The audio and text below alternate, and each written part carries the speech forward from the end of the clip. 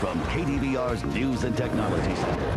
This is Fox 31 News at 9 o'clock.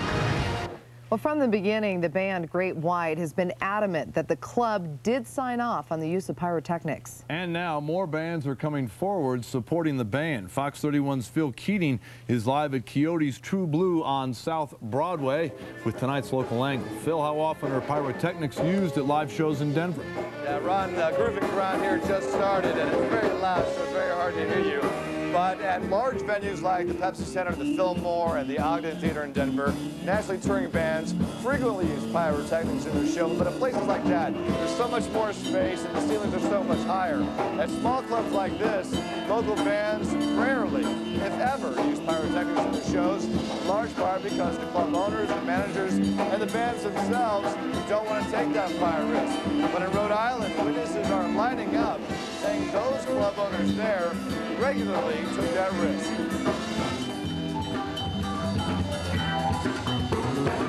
Groovin Ground from Austin, Texas launches into tasty jams as much as possible, but never have these guys gotten the taste for including pyrotechnics. There's a lot of other cooler effects that you can use to create the effects we want, like haze machines and stuff that don't require sparks and fire. As Rhode Island investigators look for criminal liability in the deadly inferno at Thursday night's Great White concert, more musicians are coming forward and backing up Great White, like guitarist Rev Tyler, who says that when his band played the same club, they also used fireworks, and the club owners were fully aware.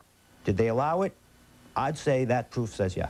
And today, Great White's attorney says before Thursday night's deadly show, it had pyrotechnics permission. Very specific in his conversations with one of the owners, to the extent that he talked about the special effects that were used, told them they were going to be used, and that person approved it.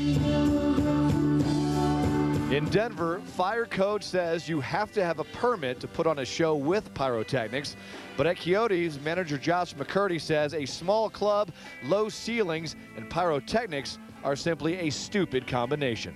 I wouldn't recommend ever having pyrotechnics in this place. There's too many things that could go wrong. All right, now in Rhode Island, the attention is now focusing on that soundproofing foam that they had sprayed behind the stage there, because that obviously proved to be extremely, extremely flammable, and that's where those club owners could now be facing some serious trouble. Now here in Denver, you got the local bands going, and I was actually at some shows at the Fillmore Audio Slave Friday night, as well as the Bluebird Theater Friday night to see the Donnas. And one thing I did notice was people in the crowds, definitely because of this Rhode Island tragedy, were definitely much more aware of the exit signs and where they are. So if there's any good news that came out of that, it was that. Ron, back to you in the studio. Don't ask me any questions. I can't hear you. Okay, Phil Keating live on South Broadway.